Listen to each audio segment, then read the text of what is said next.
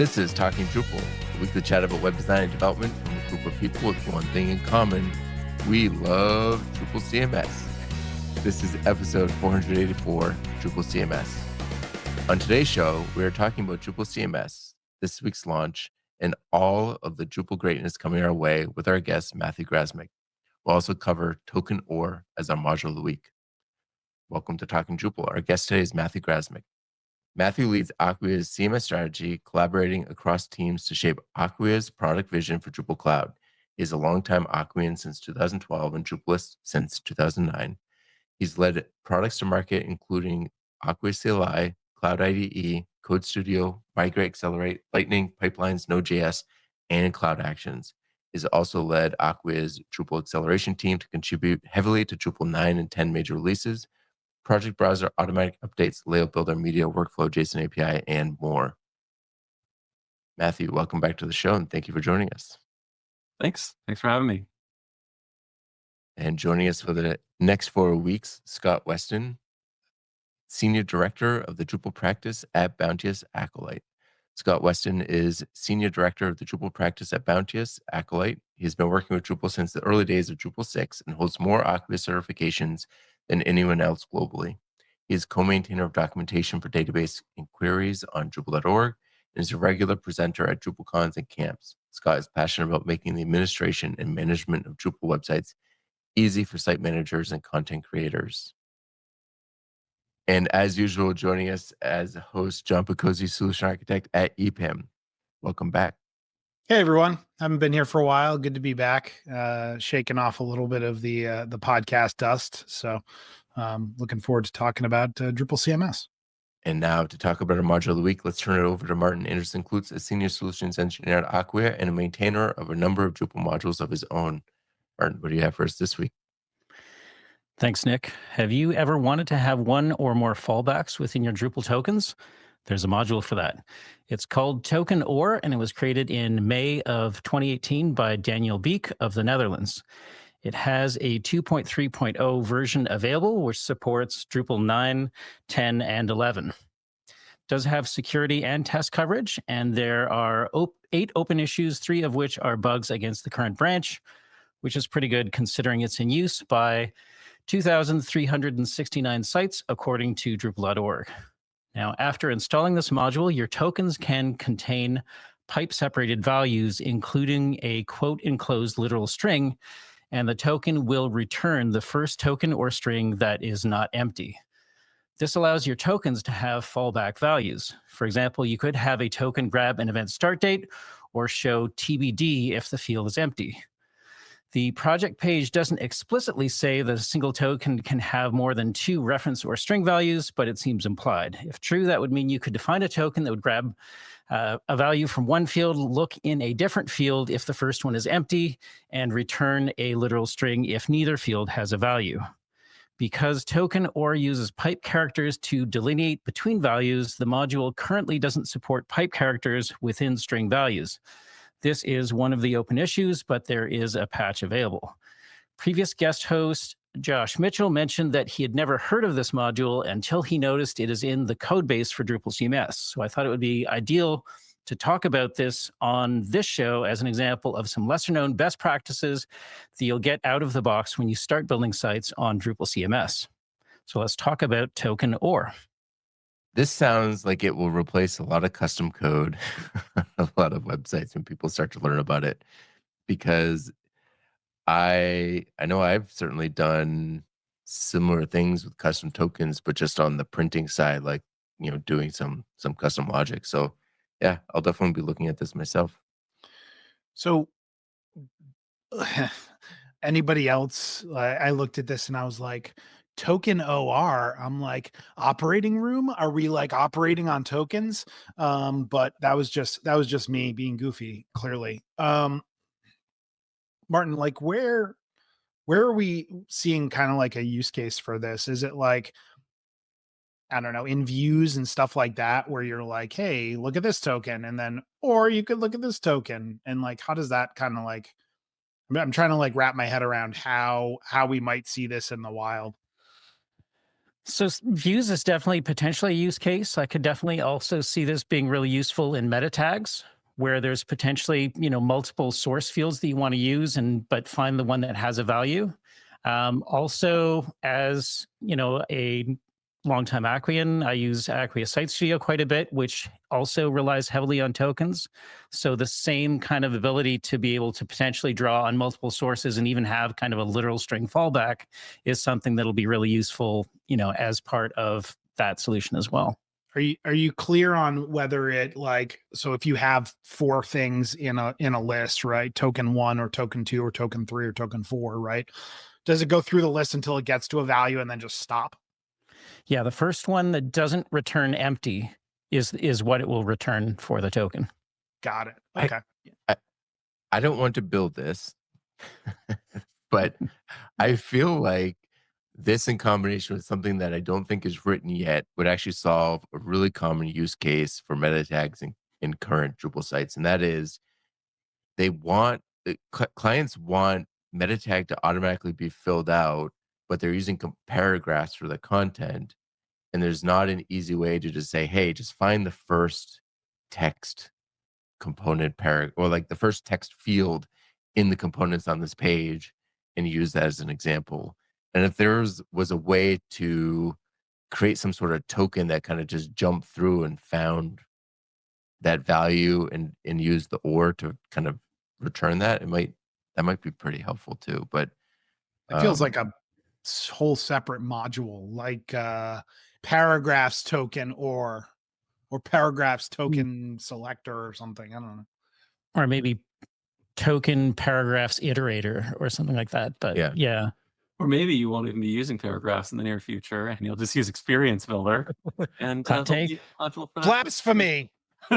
well, yeah, and the thing is, it should be extensible to that use case too, Matthew. Right? So, because the idea behind layout builder and experience builder and components are similar, right? It's composable content that you don't really 100% know the structure of when somebody's building the page.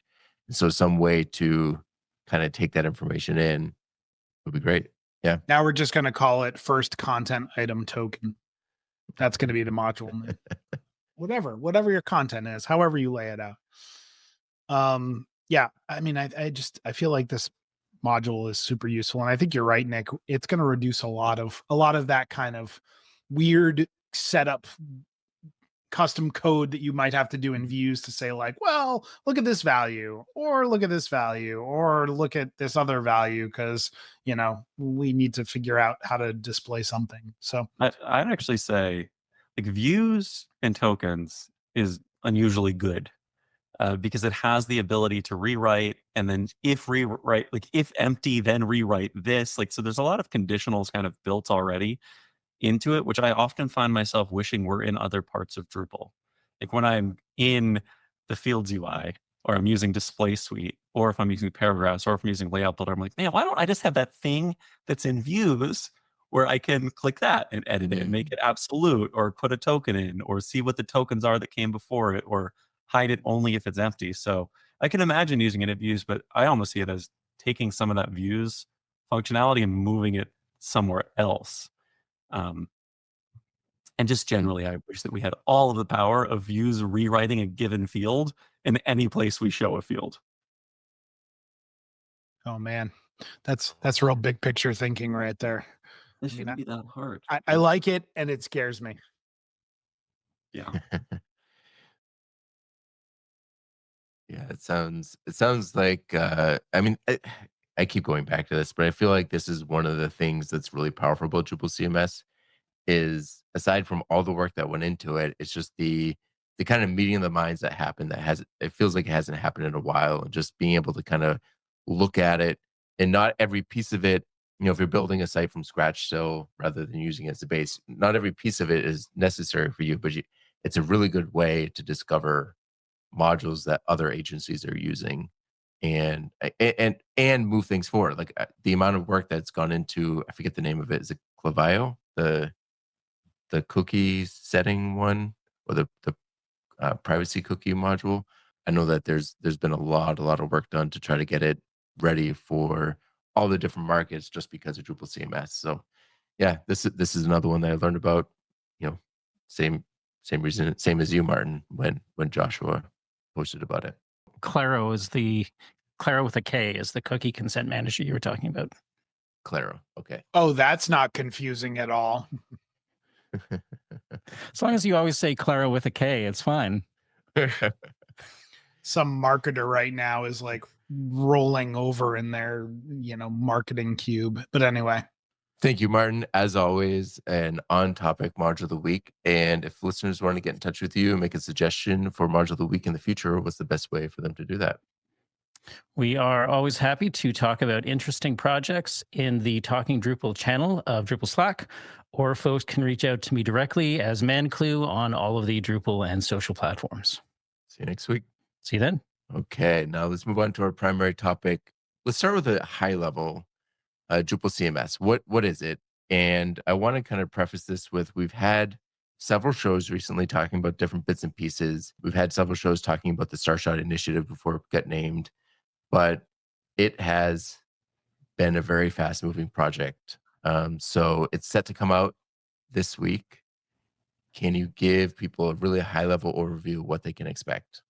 Yeah. Well, I think it's good to start off with repeating the mission statement. And I think Dries first announced Starshot at DrupalCon Portland last May. And he gave some version of this, which is that it was being called Starshot, but is now the product name is Drupal CMS, is a fast-moving open source product that enables site builders without any Drupal experience to easily create new Drupal sites and extend it with prepackaged recipes using only their browser. And unlike Drupal core alone, it guides site builders to installed recipes for common use cases, and they are intended to be immediately ready for production. So that's very different than Drupal core, which is used by Drupal CMS and is not going anywhere, but which is more like a box of Legos that you hand a developer to assemble in any way they would like. It's not production ready. It's not intended to be browser only, kind of friendly, and it's not intended to be production ready when you install something. Those are really big differences. He also mentioned in that there's going to be a kind of different way that we market it. So landing on Drupal.org, the idea is you're kind of given a choice. Do you want to use Drupal CMS or do you want to use Drupal core? And that Drupal CMS is the recommended thing to use. The sort of Drupal core is for the advanced developer, sort of here, take this with you. It's dangerous out there. Good luck. Was that a Zelda reference? That is a Zelda reference. Yes. Just throwing that pin in there for folks that may not have gotten that, but I appreciated it. So, I guess the big question is, as Nick said, Drupal CMS is going to be released later this week. I believe January 15th is the goal. At least that's when all the launch parties are happening. So Drupal's birthday, right? Drupal's birthday, right? How's it looking? Are we gonna hit that deadline? Is everybody gonna be using a release on the 15th, or is it gonna be like, yay, celebration, but you gotta wait until maybe the 16th or 17th? I think we're gonna hit it. We've had a couple release candidates. We've been kind of hammering away at them for the last couple of weeks and getting rid of the last bugs. But yeah, the philosophy for delivering this was a lot different than the philosophy of delivering initiatives in the past for Drupal, which was it's less like we're going to wait until it's done, however long that takes, and more like we're going to get something out the door. It's going to be valuable. It might not be the full scope, but we want to have a bias for speed and innovation and kind of creating momentum and giving people confidence that we can actually do what we say we're going to do. And so I don't know if you remember back in May when Dries announced Starshot, he said 8 months instead of 8 years like getting to the moon, which was the metaphor that or the analogy that he was comparing it to. He said 8 months, and we've done that. And there's going to be a lot in there. There's also a lot that's not in there, which is on purpose. And we do intend to have iterative minor releases, and we already kind of have the next major release plan as well. I want to divert for 1 second because in my mind, I've been kind of tying this release to something else kind of momentous that is happening, and that is Drupal 7's end of life, which I think it's kind of appropriate that kind of what we're seeing as the next stage of Drupal's ecosystem is coming out and Drupal 7 is end of life. And I realized that I missed the end of life because I thought it was the same date. But Drupal It's 7 funny you is- say that, Nick, because I literally looked the other day and was like, when is that end of life? And I was like, oh, it was yesterday. I missed it. Although I don't think anything has actually been done yet, so I plan on following up and seeing what's happening with that because there's still thousands of issues tagged as Drupal 7, and normally those will get cleaned up. But yeah, I feel like we, aside from like all the launch and release parties and looking forward, I feel like we need some sort of ceremony to say goodbye to Nope. Drupal 7 because I feel like we've had multiple ceremonies saying Nope. goodbye to people. So But- I don't know how it took this long. It's like a zombie. Nick, we're only around looking forever. forward here. All right. You take that, Right. you take that Drupal 7 stuff and just put it where you have the most room. Okay. We're moving forward. I feel like we should Enough have like diversion. a good Viking funeral for Drupal 7. Just Oh man. light it on fire and throw it in the water. I don't know. Send it I'm on. just like, it's funny because as Nick alluded to, like I kind of missed the end of life, and I was kind of like prepping for for this show. I was like, all right, yeah, we're Drupal CMS. Let's go, let's get going. And I'm like, where is that older version of Drupal that people still use? And I'm like, oh, it's now end of life. I'm like, cool. All right, well, let's just move on, I guess. I don't know if that's mean, but I feel like we just need to kind of keep going. We definitely need to stop worrying about Drupal 7 time. Yeah, and then later this week when Drupal CMS comes out, Matthew, what can people expect? What are they going to see? What's included in this initial version? Well, there's kind of two paths that they can use to interact with it. One is they could download it and install it locally, the way you could with any Drupal thing.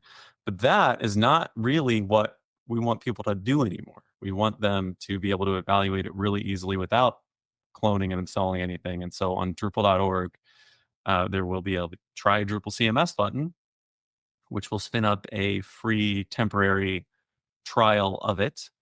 And I think right now the plan is to have it kind of just drop you at the first step of the installer, because the installer lets you choose what recipes you want to install out of the box. And although there's something like 20 different innovation tracks where we're working on recipes, the initial release has, I think, 6 recipes. It has blogs, case studies, events, news, person profiles, and projects. At least those are the things you can choose as you're installing it. Do you want to have these features? Those are recipes, and if you choose one or more of those, it's going to pre-install certain modules, pre-configure content types and other types of configuration. So for instance, if you wanted to have events, you would get an event content type, but it would also have like a location field, and it would have a calendar display, and it would have good interfaces for looking at the empty calendar and having like an add calendar or add event button automatically and interacting visually with that calendar, dragging it around and putting it in the right place. So, the short answer is you're going to get access to Drupal CMS, including a trial with a lot of out-of-the-box recipes that give you that kind of production-ready, site builder-friendly starting point. There's also other capabilities in there that are not in that installer list. So I'm just opening it up right now and looking at like what recipes are under recommended. It looks like there's 9 right now. It's all the ones I mentioned, but there's also an accessibility tools recipe, an SEO tools recipe, and a forms recipe. I think those are the other ones. And SEO and accessibility are obviously very commonly needed things. And typically the experience would have been with Drupal core, like, go Google what module should I install and which module should I install. Let's turn them on separately and explore the configuration, see how they interact. Whereas with Drupal CMS, you're going to get those things out of the box. And I mentioned before, there's like 20 tracks. So as there's more releases of Drupal CMS, more and more of these recipes will come as options that can be installed out of the box.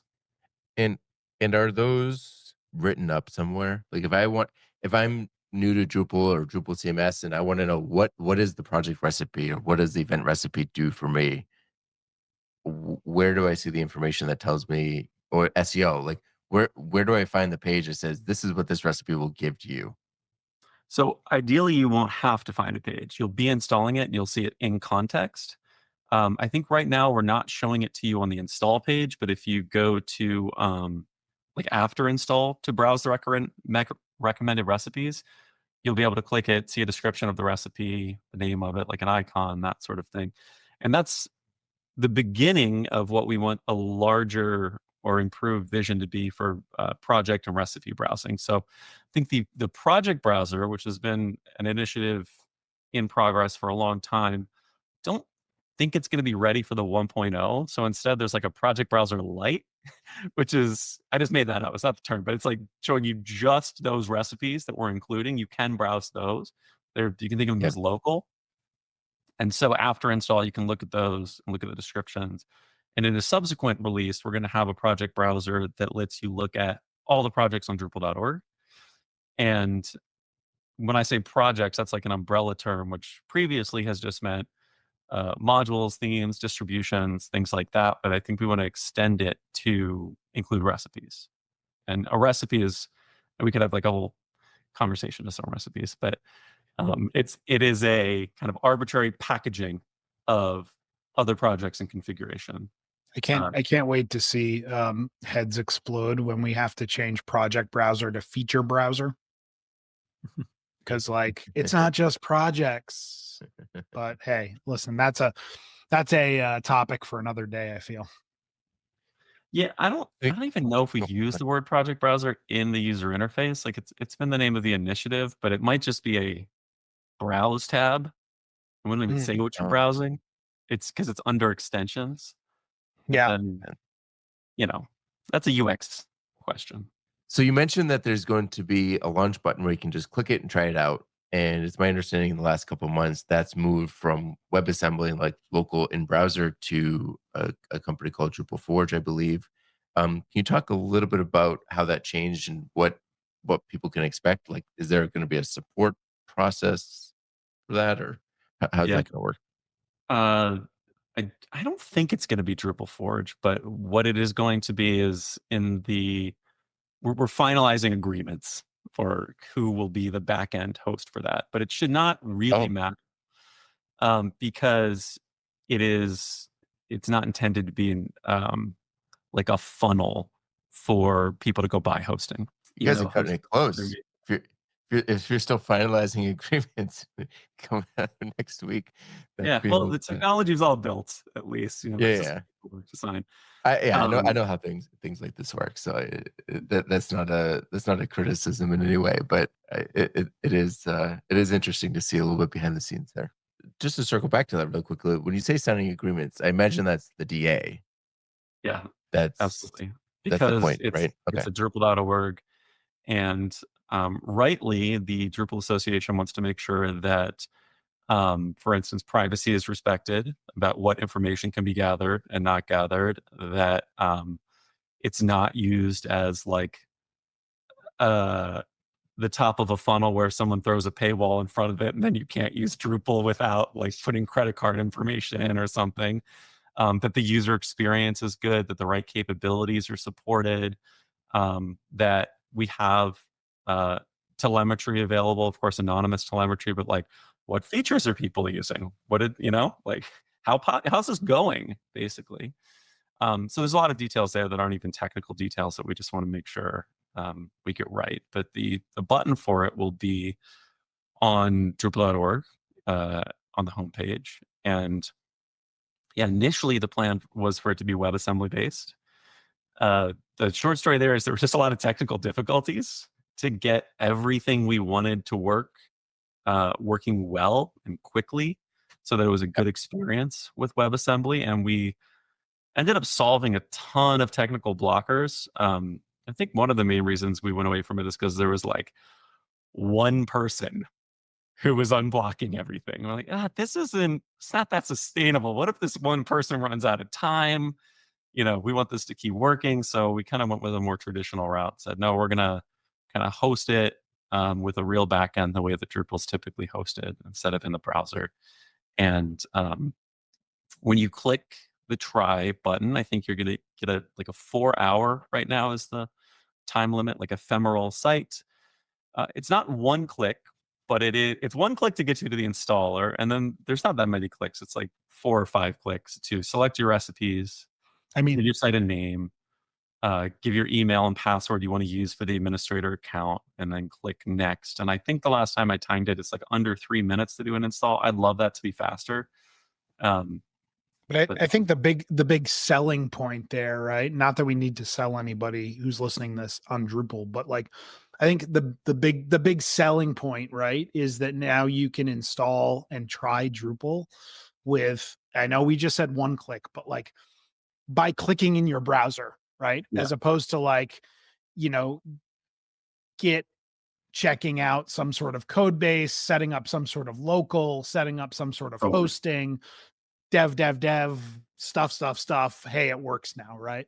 And I mean, I think that's a big win, right? For Drupal, because there have been one-click installs in the past, but I don't think that they've focused on the user experience of I'm a marketer, I'm a content writer, I'm a CTO, I'm an average person trying to install Drupal and learn more about it.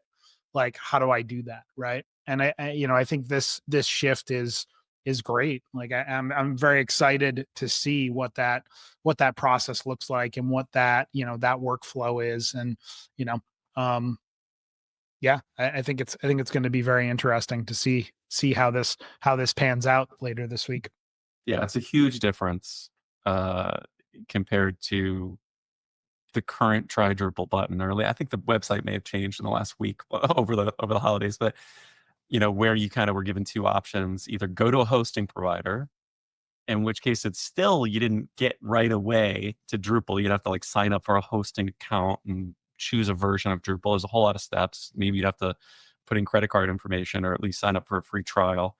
Or the other option was run some commands.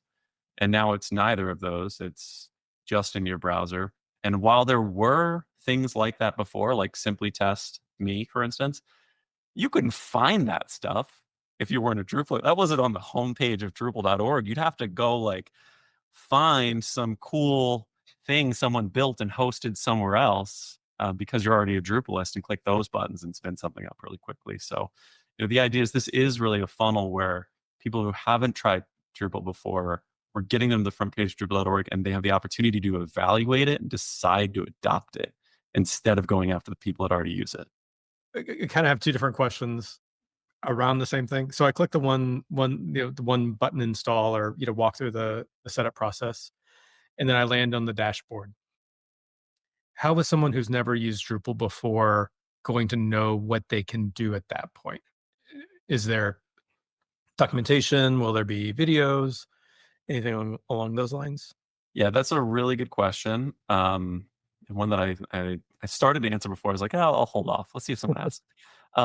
Because, I mentioned these recipes that you opt into installing. But even if you don't opt into installing any of them, there's a bunch of stuff that's going to be different anyway compared to Drupal. And this is one of them. It's like that experience of what happens. What's the next page you go to after you finish installing? So I'm just like pulled it up right now. So it takes you to a dashboard, first of all, which we didn't have before. And the dashboard has some of the stuff you'd expect, like recent content, but it also has top tasks. So like we were prompting you to say, do you want to create content? Do you want to create a content type? Do you want to change the appearance? Do you want to invite users? So we're kind of leading you towards that.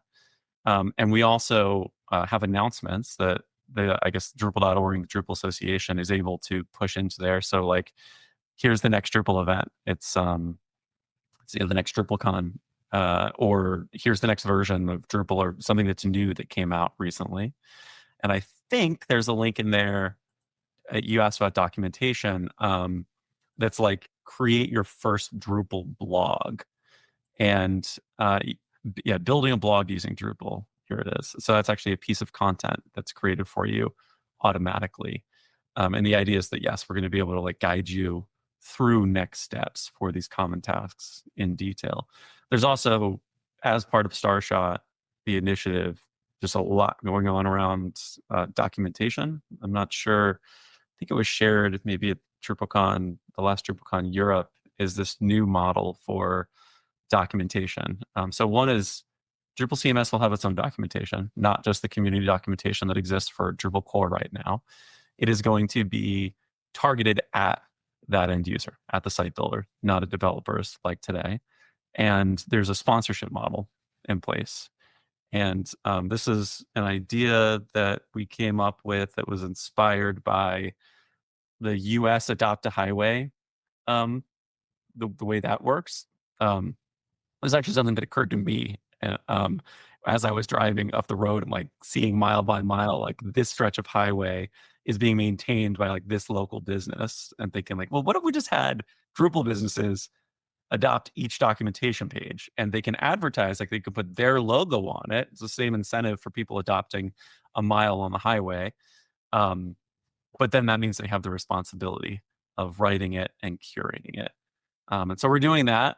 And I think there was a call at DrupalCon Europe, like, hey, whatever, like, tell us if you want to maintain it. And I think we got a lot of immediate responses there. Also, I know that DrupalEyes.me, who writes really excellent content, I think they were spun out of Lullabot initially.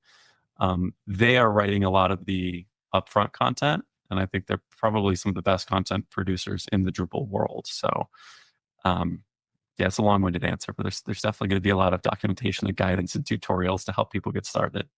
That's great. So maybe I missed this in your the documentation response, but like you get a 4-hour block of time to kind of kick the tires on Drupal CMS, right? Like, is there, after that 4 hours, is there going to be like a pop-up that says like, hey, your session has expired and here are the next steps? Like, here's your database, here's your config, or is it going to be like, hey, port this over? Like, yeah, okay, good question. So up front, the idea is not that you take this thing and turn it into a real website. It's more like you're kicking the tires, evaluating things. You're not starting the production build process. We do want to get to a point where you're able to export the thing that you created, ideally not just to a local download, but to like, now you can move it to a hosting provider. Like, let's let you launch this thing in a real place. Got it. It's not going to be like that on January 15th. This is ephemeral, right? And there'll be appropriate upfront disclaimers like, hey, the thing you're about to make is going to disappear, because so someone doesn't realize that at the end. We don't really expect anyone to stay on the site for 4 hours, like that whole 4 hours. We kind of expect them to evaluate it for a few minutes, maybe many minutes, and then kind of go away and to decide whether they want to use Drupal or not. Do they have a shareability there? Like, could I say like, oh, I spun this up. Hey boss, check this out. So that's basically just a URL that they can share out. Okay. Yeah, they can copy and paste that URL and send it to whoever they want. And if they want to sign up for another trial after the first 4 hours, they can spin up another trial site. I think up front, we're just saying one per person or one per email address at a time. it's a true trial, basically, is what you're saying. Like, Yeah. later this week, expect a true trial experience where you'll be able to actually spin this up, kick the tires on it for an amount of time, and then decide if you want to use it more long term, which seems completely acceptable, right? I think from the start, Dries has said, like, hey, we're gonna get stuff out quickly, and it's gonna be new and exciting, and we're gonna build upon that stuff. So I think the building upon part is something that people have to have their expectations set on that a little bit. Yeah. And upfront, we'll probably like follow up with an email. I mean, I say we, I won't. I think the Drupal Association is the entity that would send that sort of thing out. And, Sure. They would probably say something like, hey, hope you enjoyed it. Here's what you do if you really want to launch it now, and give you really clear next steps. So the next question I have here is about new features. And I think you've talked a lot about some of the new features that are coming with Drupal CMS, the dashboard, kind of the new installer. We alluded to a little bit, and we'll talk more about in a bit, experience builder and when we can kind of expect that functionality. Recipe integration, you talked about that. I'm wondering, instead of talking about new features of Drupal CMS specifically, Matthew, what is your favorite new feature of Drupal CMS that people can expect to see?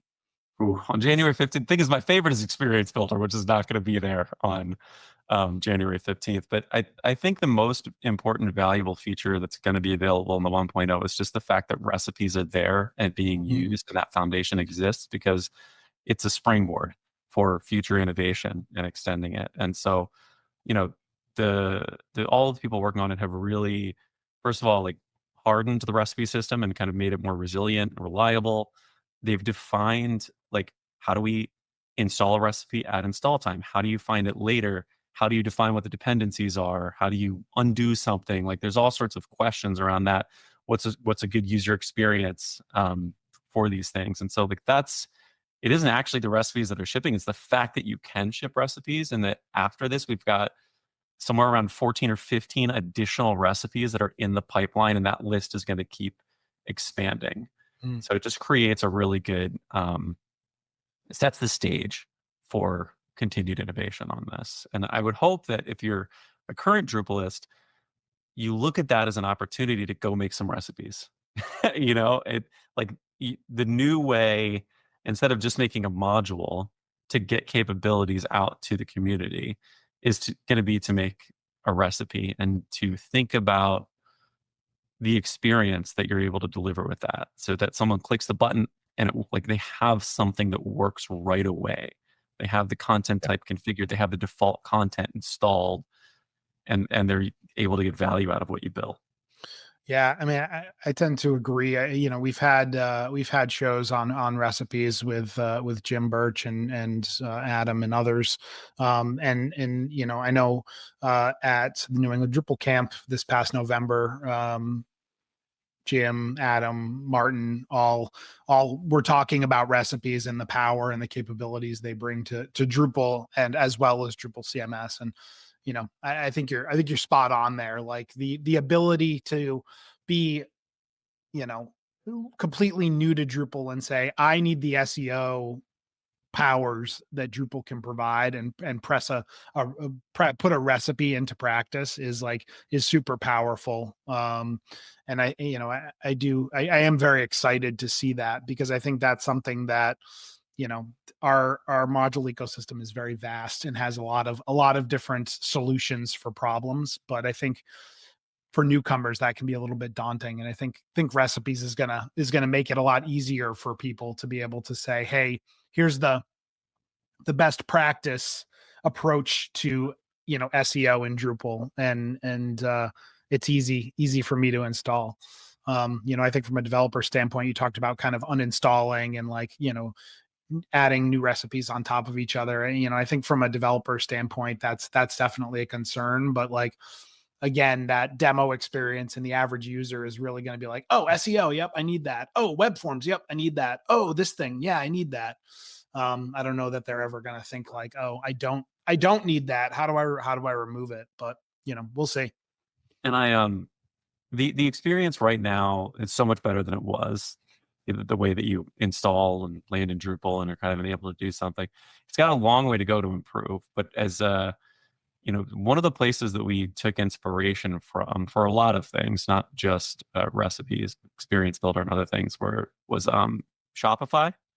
I've spent a lot of time using Shopify in like the last year and a half, 2 years, and I'm sure you all know that it's kind of like exploded onto the scene. It's become very popular. It's displaced a lot of website builders that in the market that were like well entrenched or nobody thought could be displaced. And I think there's some lessons to be learned there. And what I find is that Shopify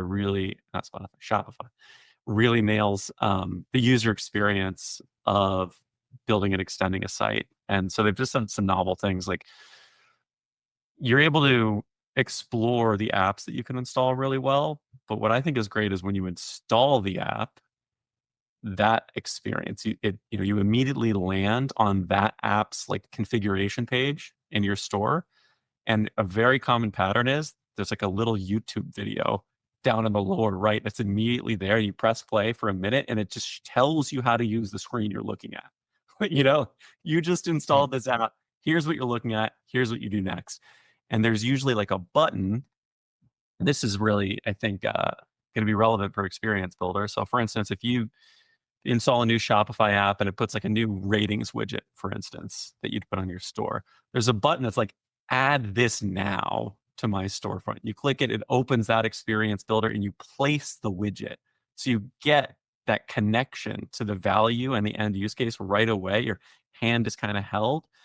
And I see us going further down that best practice route where you install, the documentation's right in front of you, maybe a video's right in front of you. The next step isn't just there, but you click it and the next step is mostly performed for you. And I actually recently installed the latest version of WebForm. I hadn't done this in a long time. I downloaded WebForm and installed it, and it seemed like whoever maintains that project started doing this. Like I saw YouTube videos in the WebForm interface showing me how to use the handlers and form builder, which I was thinking, oh, this person had the same idea and actually already just implemented it themselves. So pretty cool stuff. That's awesome. So I click the button. I'm trying Drupal CMS. I love it. I'm not technical. I don't know what a web server is. I don't know what I need. But if I've gone through the trial experience and I like it, what do I do to like make my site for real? Finding hosts, launching it. What are kind of the steps today, and then what is the plan for the steps in the future for that? So I think today you'd get that information from a follow-up email after the trial was over and say, here's what you do to make your site real. Mm-hmm. And it's all the stuff you would do today to make a Drupal site real, which isn't great. Where we want it to be in the future, in the not too distant future, is you'd have some kind of an automated export button where, and I mentioned this before, like one option will probably be download it to your local and launch it yourself wherever you want. But I see us following more of, I think like, this is a pretty established pattern. You can do it with WordPress. If you have a WordPress trial and their WASM trial, it's like, launch to WordPress.com or export.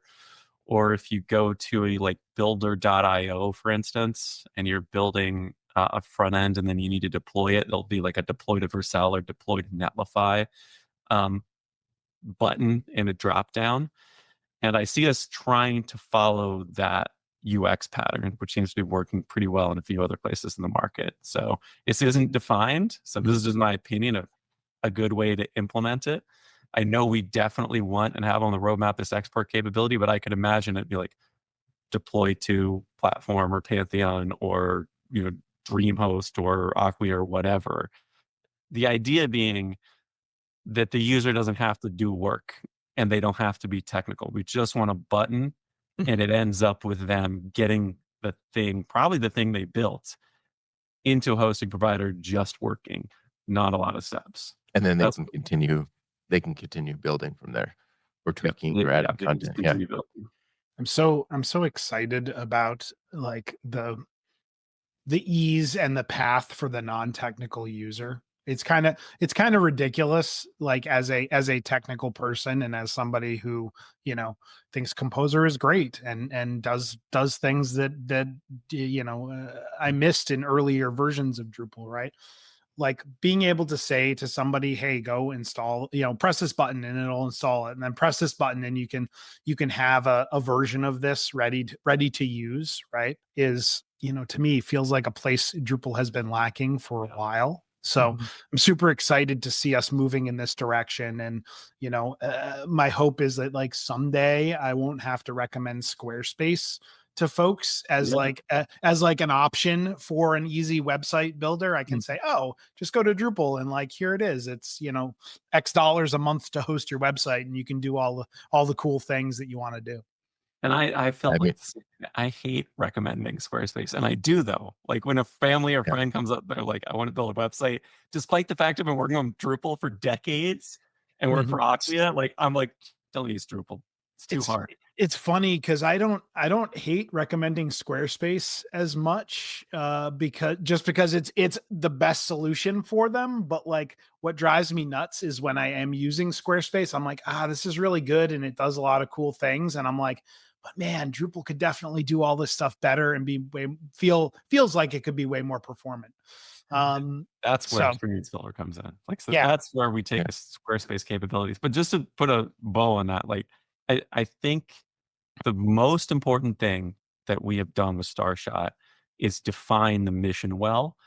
And two particular things. We said, we are building something for a non-Drupalist, non-developer. That's huge. Just to like, we're all rowing in that direction because that's totally different than what Drupal's been doing for decades. And the other is, and I felt like this was really hard to like nail everyone, to get everyone on the same page for this, but to say browser only. Don't like to understand that the second you leave the browser, you've ruined everything. Yes, and, absolutely. Like I remember having conversations in the beginning where people would say something like, yeah, well, you just changed this file and then they can do it. And I'm like, no. You don't just change that file, because as soon as you say just change that file, you mean a person who has the command line, who installed Git, who cloned a repository, who edits a file, who pushes it back. Like you ejected out of the entire persona and ruined the journey. And just keeping us grounded in that. No Drupal experience, not a developer, just in the browser. If we can build all of the awesomeness of Drupal into those constraints, using views and using rules and using pre-processing and templating and whatever else, then it opens up that entire set of people that are off using Squarespace. Matthew, I'm drinking the Kool-Aid, and I'm very excited by that statement, because since coming to Drupal, like, and starting to use Drupal, I've been using Drupal forever, right?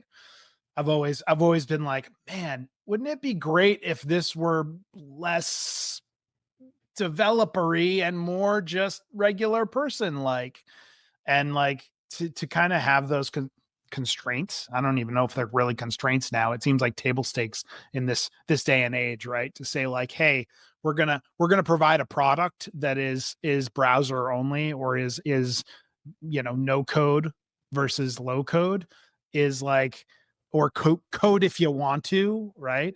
Like it just feels like the direction we need to move in. So you say it's table stakes, but it's been table stakes for so many years. Oh yeah, the that's what the community. It's amazing, like how hard it is. I've kind of marveled at how hard it is just to change these entrenched habits that we all have, and I have them too in the Drupal community. It is so habitual to just be like, well, I'll just add a hook for that, and to not think about that you've broken a fundamental rule that we can't leave the browser. To get everyone to internalize that's the win, I think, because I believe that the community can build these things, and they can build them better than a lot of the competitors, but we just have to like get that inception going. We're like, wait a second, stay in the browser. Just be cognizant of when we've broken that rule. You and I are of the same mindset there. I think the Drupal community and that is very powerful, and like, Yes, I think it's just a mindset thing of like, developers are very good at developing things, and it's very natural to them to say like, oh, we'll just, write a code for that, or even our module of the week, right? Token or like, that's a concept that might be a little bit confusing to people if you don't come from a coding background, right?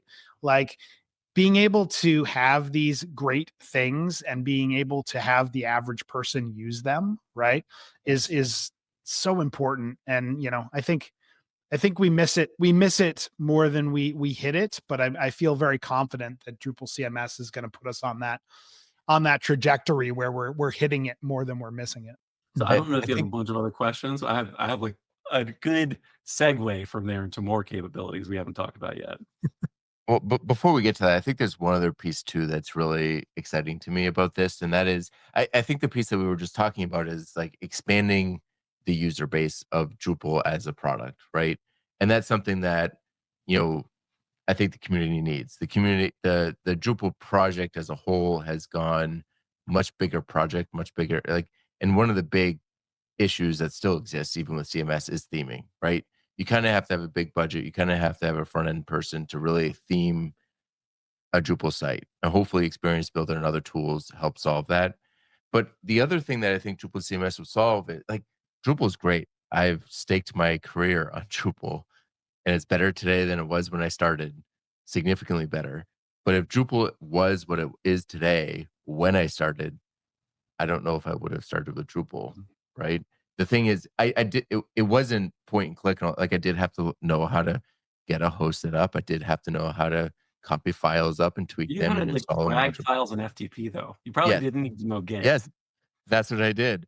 And then, but once I got it there, then I would, maybe I would have to learn how to not even apply a patch, but find a patch and learn how to find the line and copy and paste. and then everything was done in the browser. And then slowly over time, as my clients got more complex requests and I learned more, I started writing code. And now, I can, writing code is sometimes a first option for me when maybe I should look for more modules like I used to. But I feel like one of the things that Drupal CMS, what I'm hoping for Drupal CMS is getting those people just out of college, those people looking for a side job, freelancers, start using Drupal again, and then becoming a source for future contributors to Drupal or Drupal CMS again, or salespeople. Because if they're using Drupal CMS for stuff and they're familiar with it, when somebody approaches them for a project, they'll say we should use Drupal or Drupal CMS or whatever. So I'm hopeful that this will help rebuild that pipeline as well. Okay, this is a perfect tee up for what I wanted to go into, because let me tell you what's even better than everything we've talked about so far for Drupal CMS making itself available to that group of people, which is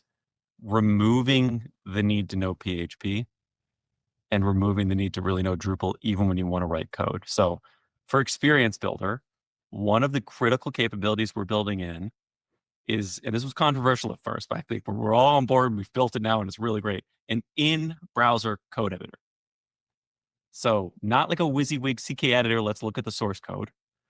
I mean, you're writing JavaScript, you're writing React code, and you're doing it without needing to leave the browser, without going to an IDE, without going to Git, so that a junior developer, front-end developer that just came out of a JavaScript bootcamp can click this button to spin up a Drupal site and go to Experience Builder, build most of what they need, but then say, I just need to do this one little thing, edit the JavaScript in their templating language. So they could choose, do I want to use React? Do I want to use Svelte? Do I want to use Twig, right? So they could swap out the templating engine and just hit save, and it saves it to configuration and they can revert it if they want and they screw it up.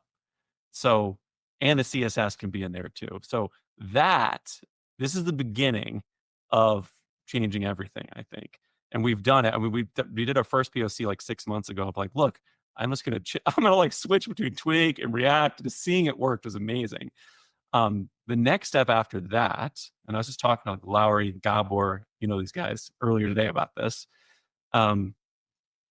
pre-process hooks, replacing those with something you can implement in JavaScript in your browser. So I hear people say all the time, like, front-end developers hate Drupal. They hate Twig. Oh God, why do we have Twig? It's the worst. I don't think people hate Twig. I think people hate, the JavaScript developers hate leaving front-end code, going to PHP to implement a PHP hook to inject into Twig and then using Twig. And so I have that out. I have an issue for you to look at Okay. that I've been working on. Just so first of all, let me stop and talk about what you just said, because that blows my mind. I will do my best to not be an old grumpy developer, because we were just talking about them with the Drupal CMS other changes. That scares the hell out of me, just from a security perspective, Oh, like it's good. maintainability Because perspective. there's no back-end code access, because there's going to be very good separation and sanitization where it's only JavaScript, it's only client side, right? And it's only using properties that are provided by the back-end system in a token format. So it's that's the whole idea with Twig, right? Like, let's let the front-end developers screw around in a safe environment and not put PHP code directly in their TPL. Yeah, PHP like I said, I'm doing my best to reserve, because I haven't seen the implementation. There's very smart people working Have on faith. it. All the right people are working on it. That's exactly my point. Like I have to see it. It does scare me, but it's a reserved. It's not a like, I'm not going to be one of those people saying we should not do this. I'll see what comes of it. But just really quickly, I won't go too far down this way, but it's what I've been putting a lot of my time into the last week, and it affects this and may help this. I've with the help of Checks and a few other people, have refactored registry to allow modules to have preprocessed hooks be object oriented, which sounds like it's a nice first step towards allowing preprocessed hooks to be kind of just facades for something else. I'm trying to get that issue through right now. I just put it in needs review like a couple days ago. My God, if you're swapping out theme engines for Experience Builder with what I have seen in registry, I cannot imagine the pain that you guys have been going through in the past few months working on that, because that code it served Drupal well for a long time, but it hasn't been updated in a very long time either. We needed to touch that to get this to work. We got this working really well, and it's been a long-term. Alex Bronstein, who's a longtime Drupal contributor, had this idea years ago of like a JSX theme engine where we replace, the default theme engine in Drupal, the JSX. Yeah, Drupal supports it, and registry supports it, but who has written their own theme engine since Twig became kind of the go-to theme engine? That's kind of what I was thinking about. Like, but yeah, this is something I've been working on recently, so it might be of interest to you to take a look at. Yeah, I'd love to take a look. And go ahead, John. I was just gonna say, going back to like the crusty, grumpy developer position, like listening to what you're talking about, Matthew, I think like in my head, and this is something that I've talked to teams about, I've talked to clients about, and like how we position like Drupal and where, where the developer fits into that ecosystem now, right, is less about doing the basic stuff, right? Doing the basic setup, doing the basic content layout. And it's more like, hey, developer, you're now going to work on new features. You're going to work on new modules. You're going to work on new aspects or custom aspects, right? That need to be fit in for this client or this project, right? So, I mean, like, I think building out this front end system sounds amazing, because it's going to bring in a bunch of front end JavaScript type developers that are are probably excited to work with a system that kind of like lets them do what they love most and doesn't require them to know or write PHP code, right? Yeah. And for those developers that are like, well, let's build a module for that. Now you don't have to build a module for the basic stuff. You can build a module for that client-specific custom feature, or for that feature that maybe the wider community can use, and it really focuses you more on future development and improving the overall ecosystem, as opposed to like maintaining and building kind of the basic Drupal or basic content management infrastructure. Absolutely. And you can almost think of it as separating these work streams where like front-end developers could work in their own front-end work stream without having to cross over into a back-end work stream. Yeah. And they can make single directory components using only JS, CSS, and YAML, no PHP. They can still use pre-processing without going to PHP. In fact, they don't even need to go to the repository.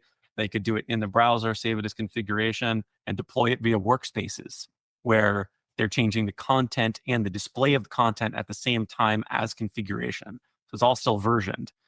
I just think that's going to change the game. And it's, I mean, like, let's be honest, like the big part of Drupal, at least from my agency days, and you know, I've been out of that for almost 4 years now, right?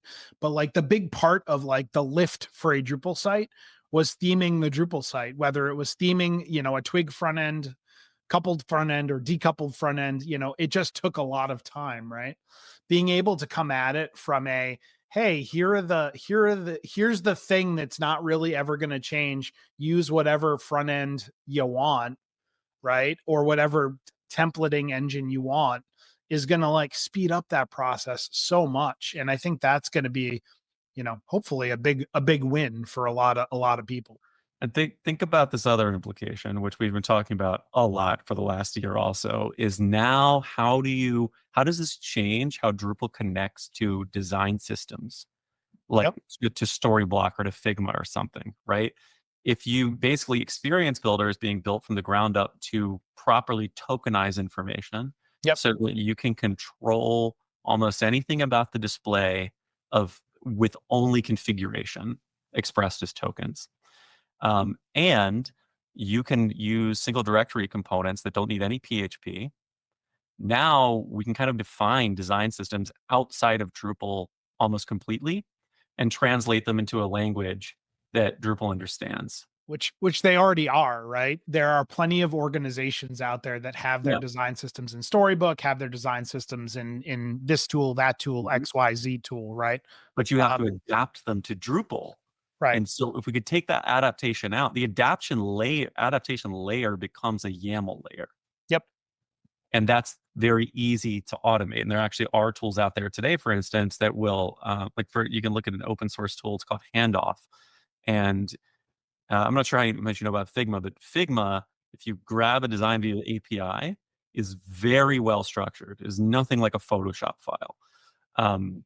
You can basically build a website in Figma and export it, and it is a website that it's so structured. So what this tool does is it hits those APIs and it converts the Figma into something that Drupal can render. Right. And once we have Experience Builder kind of out there and as a stable API itself, we can create that automated conversion, whether it's, you know, Figma or Storyblock or whatever.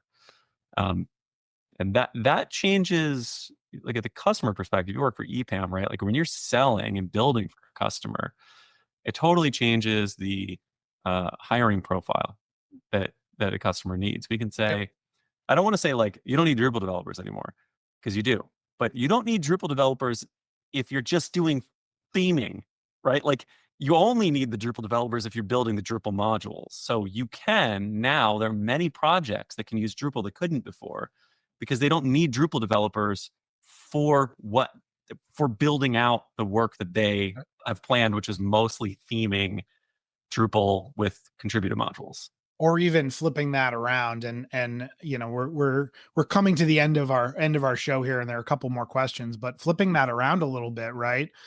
Like imagine if you already had your front end and you were just trying to consolidate systems in the back end and get better content organization and layout tools available to you, right?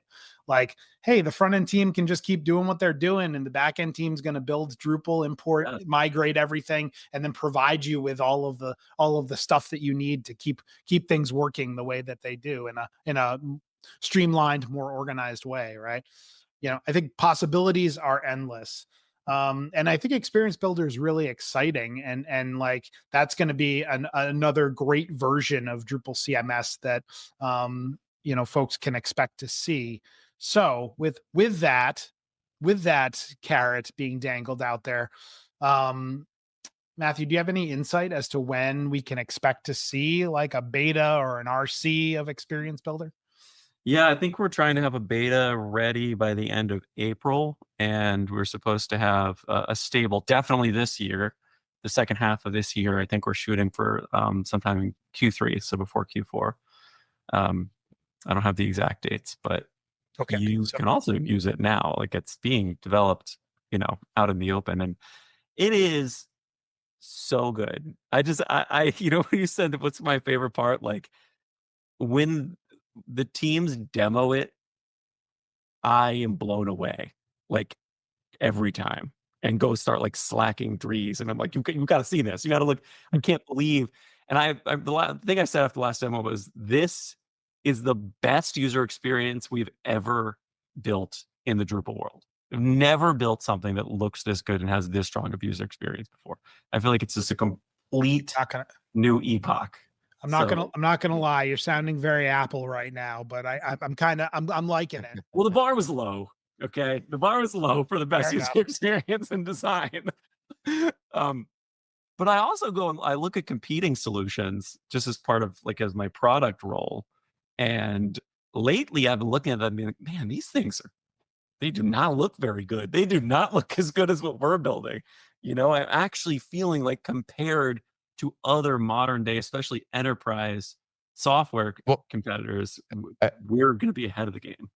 I guess the main question for me then is, aside from all the integrations and pieces and things that I would want from something like this, like, is part of Experience Builder's plan to have a library, even of just a couple of like material design? Like, can you pull in, say, like, I want a component, apply this material design, map these fields to it, and let me just put it on the page and maybe tweak a couple of variables? Because if we can get a way to allow people to have like drag and drop components, build them out, even if they're not super cohesive, as long as they can be unique and not a default Drupal theme. Yeah, we're definitely going to have default components that are already themed and look good, and they're going to be very easy to customize. They're going to be based on libraries. I think we're using Preact, and I think we're using Tailwind for a lot of it. I haven't been super close to the development, but you're not going to start with something that looks bad, that looks empty. Like, you're going to be able to get started quickly and apply those kinds of things. Let's take, and not that I know that these things are related at all, so just listeners, take that with a grain of salt. But like, let's just take the new look and feel of Drupal.org, right? And imagine like being able to build something very similar to that with Experience Builder. I mean, I think that would be like a huge win, right, for the Drupal community. Yeah. And you are going to be able to do it edge to edge, right? It's not just the content area, it's the entire website. There's global regions, there's local regions. Like, it is being built to let you build a full website to look like that. Nice. And when we're thinking about the people that are going to be building sites with Drupal CMS and with Experience Builder and doing these awesome things, kind of circling back on some topic we had earlier, do you know of if Acquia or any other hosting vendor has plans in the work for essentially a platform as a service offering based on Drupal CMS? Platform as a service or software as a service? Software. Yeah, we'll go software. Yeah. Yes, like I think many people will have plans. I think it's definitely something that we want to do as well. And I think that the kinds of capabilities we're talking about, where you don't need to be a backend developer, you don't need backend code access, you don't need Git access, all of those things unlock the ability to offer it in a software as a service model. Because right now it's like impossible to really offer a good Drupal software as a service, because if you don't have access to backend code, you can't get anything done. So yes, I think Acquia definitely will want to deliver something like that. I hope that others do too. And I think it would be so good for the Drupal ecosystem. So like obviously I work for Acquia. I think it'd be good for Acquia. I'd like to build that. But like when I work with tools like builder.io, or I build like other visual app building tools like DraftBit or Flutterflow or some other ones, I often go into these menus and it's like connected to a backend API, and there's a list, and it's like connected to WordPress, connected to Supabase, and Drupal's not there. And it drives me crazy. And the reason it's not there is because there is no software as a service provider for Drupal. You know, they're not going to put in that list of services to connect to open source software that's not provided as a service, right? That you have to download and install yourself. So if that can be the first step to connecting Drupal into these ecosystems of other software, like Zapier, for instance, you can't go to Zapier and say connect to Drupal. You can connect it to WordPress because there is no Drupal to connect to.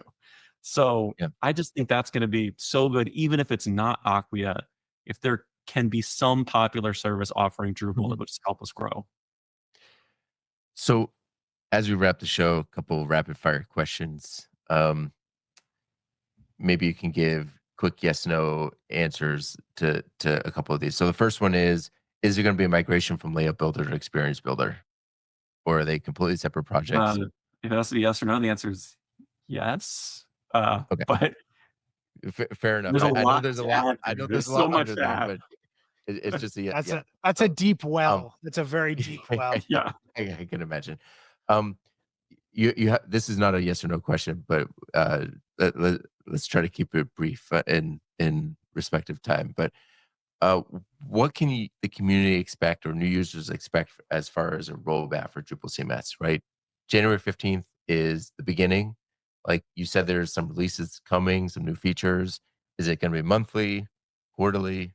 What's the plan right now? We would like to be more frequent than quarterly. You know, monthly is something that we'd like to shoot for. I don't think we've committed to a specific target, but we have talked about, as like the Starshot leadership team, what is the pace of release and innovation? What makes it good enough to release? For instance, I think we want like the ability to have you have experimental releases in Drupal. We want like pre-stable things available in every version of Drupal CMS. So you can quickly get like a access. test lab, basically. Yeah, or like, you know, things that are beta, they're almost ready. And the whole idea is to give people access, even if it's not 100% perfect.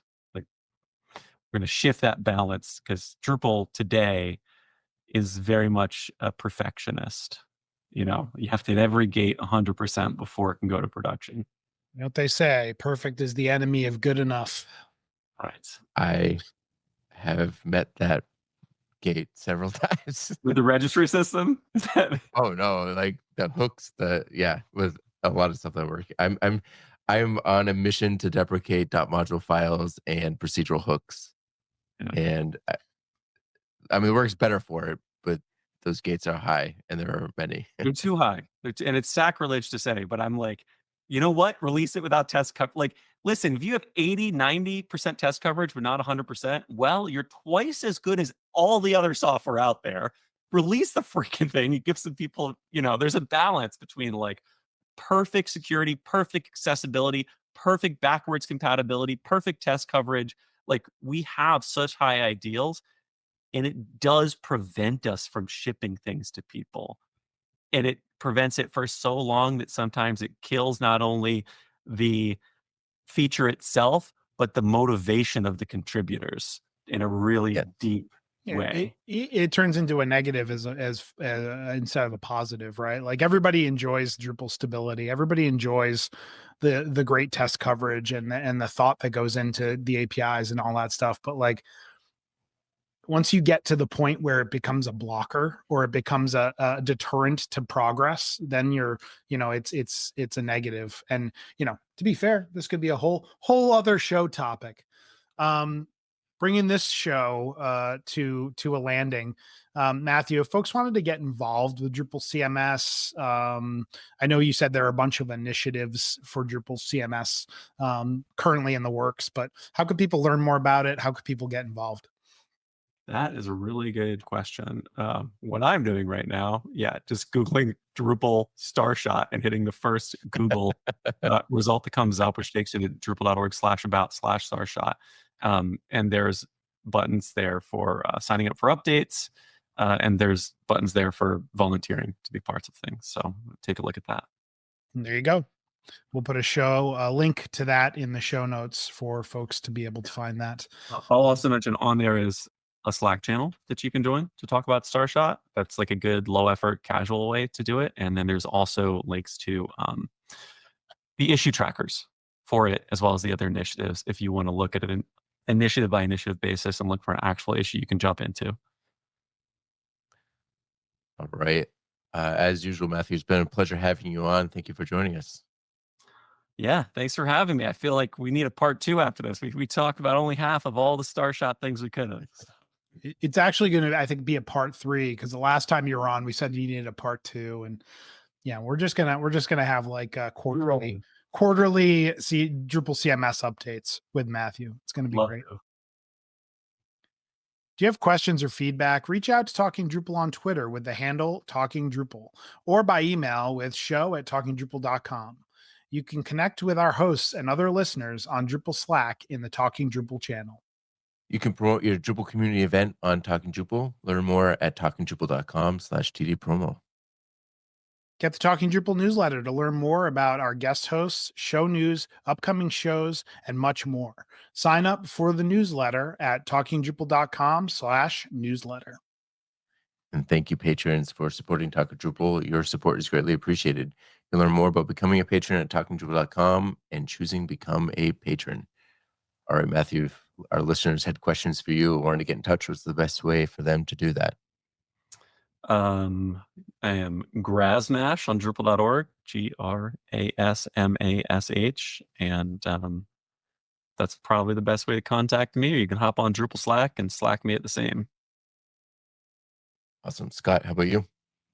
I am Scott Weston on Drupal.org and Drupal Slack. How about you, John? You can find me at Picozzi.com or as John Picozzi on most of the social networks and Drupal.org. And you can find out more about EPAM at EPAM.com. And you can find me pretty much everywhere at Nixvan, NICXVAN. And if you've enjoyed listening, we've enjoyed talking. Have a good one, everyone. See you guys next week.